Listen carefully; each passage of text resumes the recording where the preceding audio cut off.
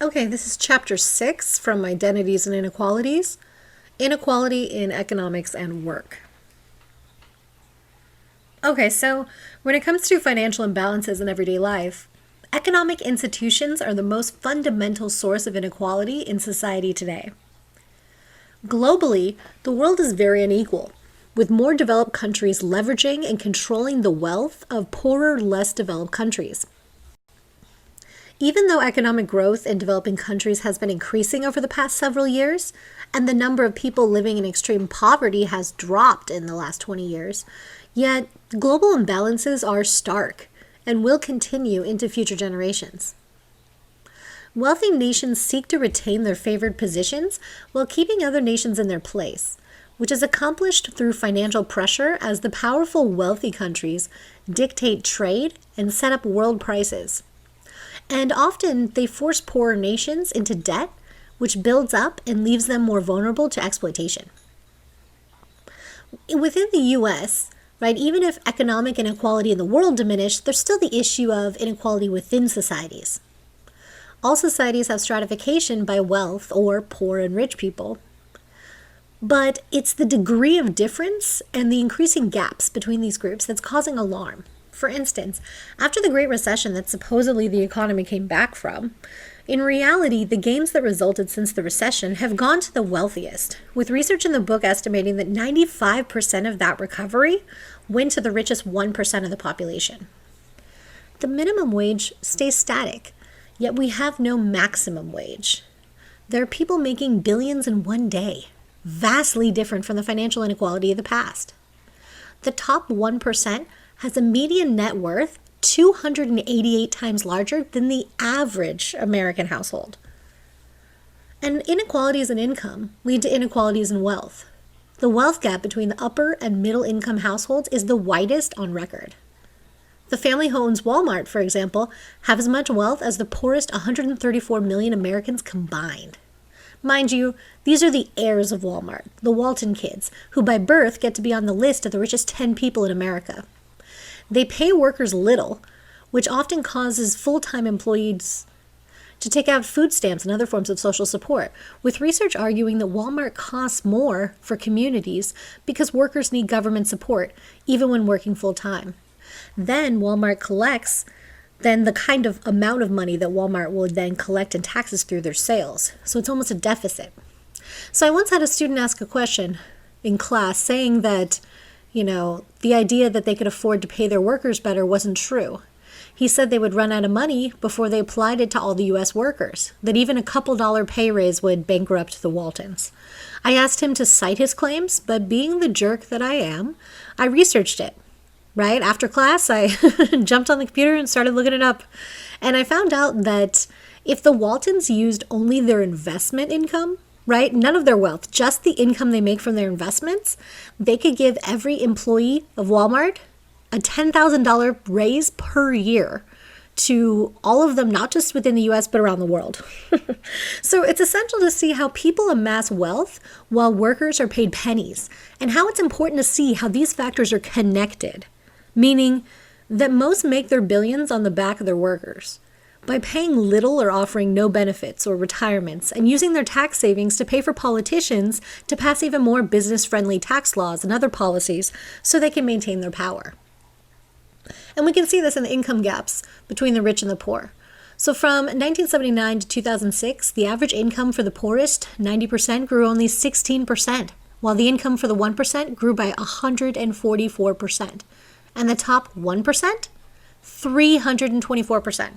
So while raising the minimum wage does gain popularity, there's still wealthy backers that attack raising the minimum wage, such as the Koch brothers, who have funded many initiatives to try and attack especially a $15 minimum wage.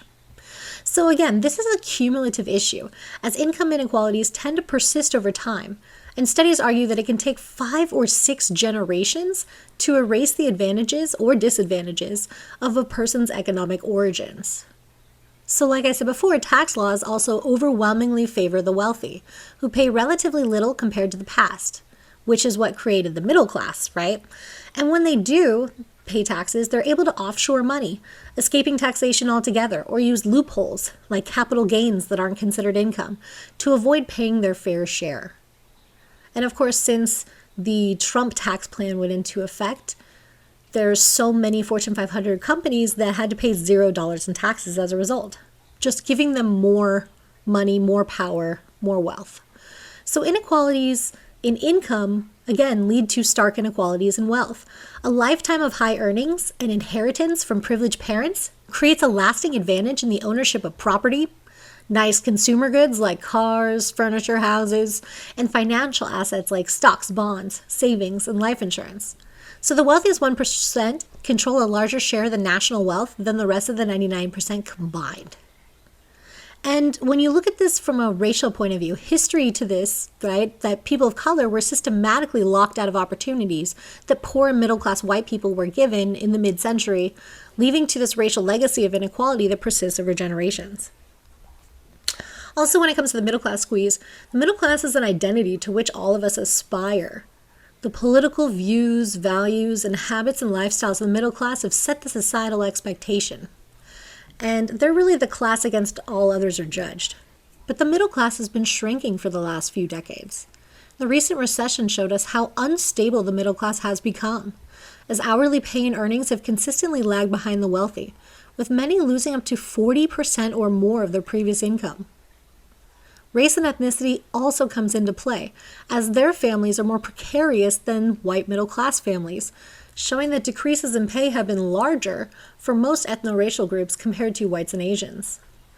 So not only do these middle-class jobs pay less than they used to 30, 40 years ago, about 30% less, there are also fewer of those good jobs to go around.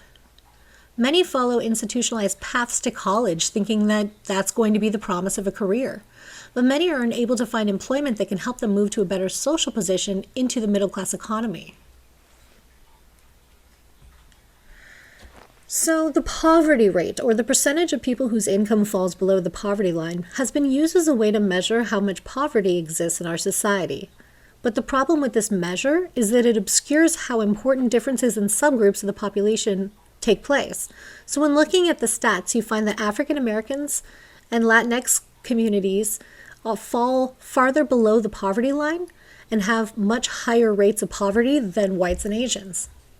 Other groups also face specific disadvantages, like the elderly. Before Social Security was instituted in 1935, many of the poorest Americans were the elderly. Because of the social safety net, elders do not have to face the same harsh conditions or economic issues as in the past, but there's still a lot of issues in regards to how low the fixed income is for the elderly, and the skyrocketing costs of medications and other prescriptions as Congress cuts more and more money from Medicare, making it necessary for the elderly to buy additional health plans to cover the quote-unquote donut holes in their medical coverage. Another population vulnerable to poverty is children. While the status of the elderly may have improved a bit over time thanks to Social Security, the status of children grows increasingly bleak. This poverty has an ethno-racial dimension as well, as the majority of these children are African American and Latinx children. Homelessness is the most publicly visible consequence of poverty. Homeless people exist on the extreme margins of society. In urban environments, people will ignore the homeless and often not see them. As the walking evidence of economic failure, we tend to blame them instead for their situation, without critically looking at the structure of society that marginalizes some people over others and limits opportunities. Many places put harsh restrictions on the homeless as they're seen as a nuisance. And again, race and ethnicity do impact treatment of the homeless, even though all homeless people are often victimized. So when it comes to causes of homelessness, typically issues are institutional and out of people's immediate control, such as stagnating wages, changes in welfare programs that put time limits on assistance, and most importantly, lack of affordable housing. Nearly 3/4 of homeless people list lack of affordable housing as the reason for their homelessness. The government considers housing affordable if it costs a person 1/3 of their family's income. But the poorest 20% spend nearly 80% of their money on rent, leaving them vulnerable to economic crises. In 2009, the median housing wage, or the minimum amount of money someone would need to afford rental housing, was about $18 an hour. Nowhere in the US does a full-time minimum wage worker make nearly that much. So we can see that homelessness often has structural causes, but no structural solutions, leaving people to fend for themselves, to beg, to live each day. When it comes to poverty's border, there's a lot of argument that the formula used to create the poverty line is outdated and not based on the lives or expenses of poor people today. Meaning many of people live in poverty but make slightly over the poverty line and are therefore not eligible for various kinds of public assistance. And even if they reformed it, it's still flawed because it's based on income alone, right? Assets and debt are ignored. So if a person's racked up credit cards while they were unemployed and they get a job, they might earn too much for assistance with their job. But now the debt eats up any of the money that they make, leaving that person in a worse situation than unemployment. In this way, the official poverty estimates obscure people who live on the border of poverty or the near poor or working poor. These realities have psychological consequences as well, as navigating the bureaucratic systems of public assistance can be tedious, difficult, and often rife with forms of discrimination and indifference. Getting food stamps, which is seen as entitlement by some, means going to the office every 3 months to provide proof of income, copies of rent and bills, meet with a caseworker to see if there's going to be any sort of changes. This takes hours, and sometimes more than one day. So these types of humiliating interactions, coupled with other problems like managing relations with a boss about the need to go to the office, finding childcare, and coping with a mountain of bills can psychologically wither even the strongest of people. So this myth that the poor are just lazy is the ideology that supports inequality, using victim-blaming logic to distract people from the reality that the system is rigged against the marginalized. Okay. Moving on to economies of gender. In most countries around the world, women make less money than men. In 2010, for the first time in history, women outnumbered men in the paid workforce, though this has more to do with men losing jobs than with women working more, and also because, prisons and felony labels. So when it comes to the gender wage gap, this is something that increases with age. Women that are 15 to 24 tend to earn about 90% of what men at the same age earn. But by the time a woman is planning for retirement, she's often making only 70% of what her male coworkers are earning. This means that over her lifetime, a woman will earn $700,000 to $2 million less than her male coworkers, leaving her vulnerable to issues of poverty and old age, as retirements are based on earnings, right? Which kind of connects to Lilly Ledbetter. So why is the wage gap so persistent? Well, one reason is occupational separation, where female-dominated jobs earn less and have less status. And then when it comes to intersections, right, race, gender, and poverty of single parenthood, the poor people who receive government assistance are predominantly women and their children, and almost exclusively single parents. 1 out of every 4 children in the U.S. lives with a single mother, and 70% of those children are poor. So a triple whammy takes place when first they are paid less because they're women, second they have to juggle paid and unpaid work as the role of mother, and third, taking care of children primarily requires time and flexibility that few low-paying or part-time jobs will provide. Having kids limits work availability, ability to work overtime or travel, which can have negative impacts for working mothers on their job stability. So race compounds this problem further, as people of color have less access to economic resources, and lower total marriage rates, meaning women of color are more likely to be single parents. Changing welfare laws affect this, as 5-year lifetime limits on benefits might seem good to people in theory, but in practice it just causes more suffering, meaning you can lower the number of people that are on welfare, but have you actually alleviated poverty? No. So when it comes to race, class, gender, and sexuality in the workplace, work is a key component to everyone's identity. When we meet people, we often ask, what do you do? Unfortunately, we're not all free to pick a profession of our choosing. Race, class, gender, and sexuality play into how people prepare for jobs, whether or not they get hired, how they're treated once they're there. In this way, discrimination can affect economic stability, but also how people define themselves and how they define others.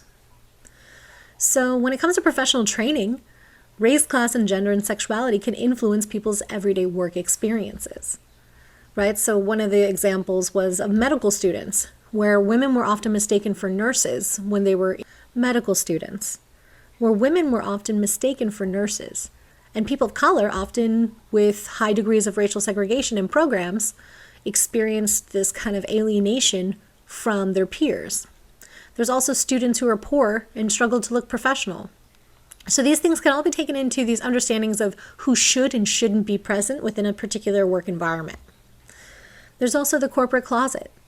So the Civil Rights Act of 1964 says a person cannot be denied a job or fired based on their gender, race, religion, or ethnicity. But sexual orientation was not protected until very recently, right? A Supreme Court case determination that sexual orientation and gender identity do count under the Civil Rights Act. So meaning before this, there was no protection for workers. They could be fired for being gay or for being trans. So we can also see, though, that while these laws may change, a lot of corporate jobs themselves like to kind of pinkwash themselves, right? To pretend like they invite sexual minorities to work in their workplaces, but it's more of a PR sell than an actual reality, right? It only takes a recent look at history, right? For example, the 2000 Supreme Court case that ruled that Boy Scouts could legally exclude gay men from employment, right? Or when Cheryl Swoops came out as the first professional team sports player.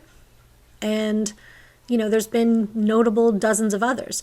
But this was at a time period of don't ask, don't tell, right? So these ideas that took until the Obama administration to repeal don't ask, don't tell. So we can see how the legal structures really affect what kind of opportunities people have and really how much they can even be themselves within a workplace. When it comes to racial discrimination in the workplace, ethno-racial minorities have long faced discrimination as workers and customers. The book gives examples of lawsuits settled because of overt racist statements made by executives and other employees that show a culture of prejudice, right? And sometimes the businesses themselves have racist policies where they, will add 15% onto the bills of black patrons because of assumptions that blacks will not tip. Or 2004, Cracker Barrel had to change their training because it was a common practice to seat black patrons far from white ones, often seating white people first, even if they arrived after black customers. So often these habits continue, though, because they become taken for granted.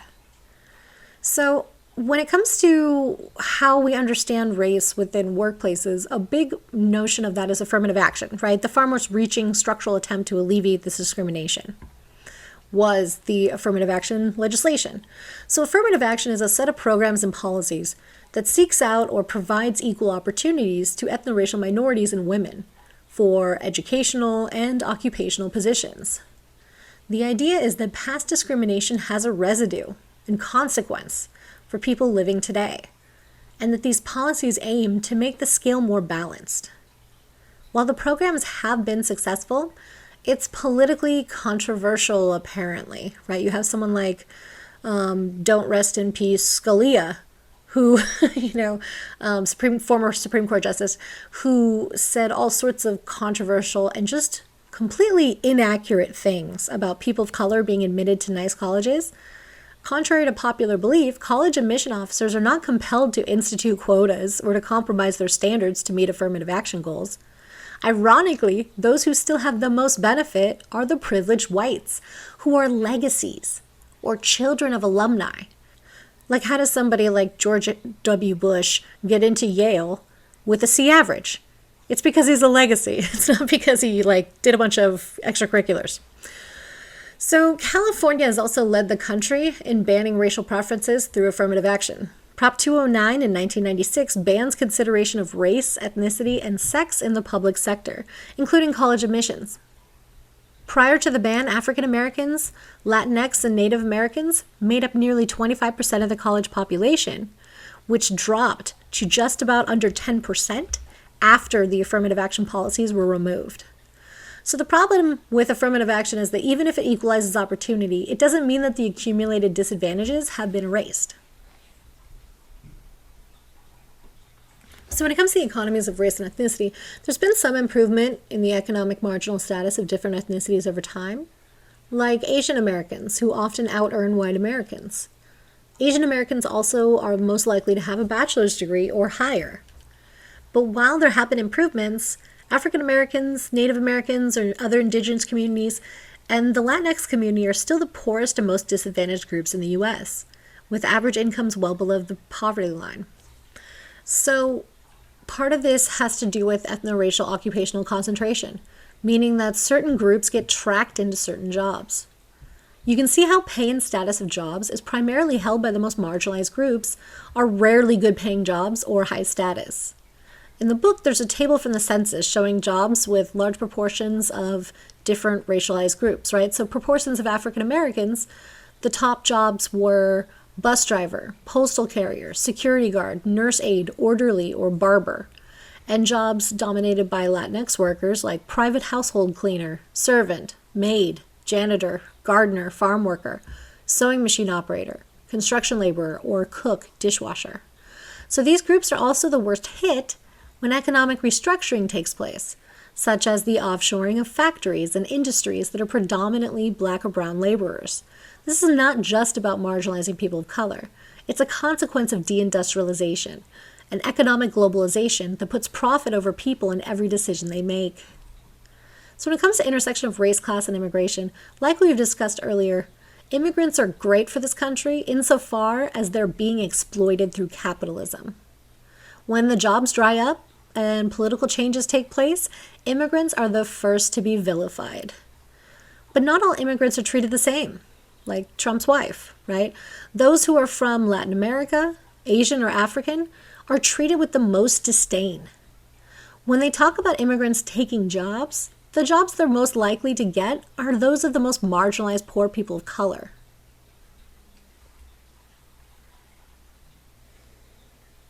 When it comes to gender and work, separate spheres is an ideology that still affects the way that we construct notions about who belongs in what career field. So until the mid-19th century, the economies of most of the world were primarily agricultural. There was not a large division of labor in the same kind of way that we have today, as people worked from home largely, right? Or, created goods and services. So it was much more about being a producer than a consumer. But when industrialization comes in, the switch to wage labor took mostly men away from farms to the cities for employment. Women were no longer involved in the day-to-day operation of the family business. Instead, they were consigned to domestic responsibilities that remained necessary to promote capitalism, taking care of children and the home. So capitalism relies on unpaid labor of women. The result of this new way of work was the development of separate spheres ideology, beliefs that promoted that a woman's natural place is in the home or the private sphere, while a man's natural place was in the world of work outside the home or in the public sphere. This ideal brought about the idea that men and women were innately predisposed to do different things. This is in line with traditional gender roles that argue that women are naturally weak and therefore not capable of making it in the dog-eat-dog world of work and competition, including politics. This ideology was long used to justify restrictions on women's involvement in economic, political, and educational activity, and men's lack of involvement in family and community. When it comes to gender discrimination in the workplace, things that make a person valuable as an employee subtly work against women, such as working extra hours, traveling for business, going to professional conferences, being willing to take unpopular shifts. All of these assume that you have time to devote, but because women are responsible for the second shift, they are less able to prove their commitment, especially as that career commitment is supposed to take place during their childbearing years. So the glass ceiling is the idea that women are more likely to face barriers to promotion in managerial positions, while the glass escalator argues that there's an invisible pressure to move up in a profession, regardless of whether men want to move up. If they're in a female-dominated profession, they will often become leaders or be pushed into leadership roles.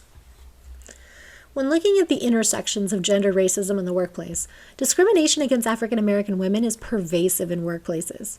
They may face stereotyping, excessive demands, and exclusion from friendship groups. Frequently, Black women carry the stigma of the assumption that they were hired because of their race and gender, and not because of their qualifications for a job. However, Black women are often more acceptable to white male managers, supervisors, and coworkers than Black men.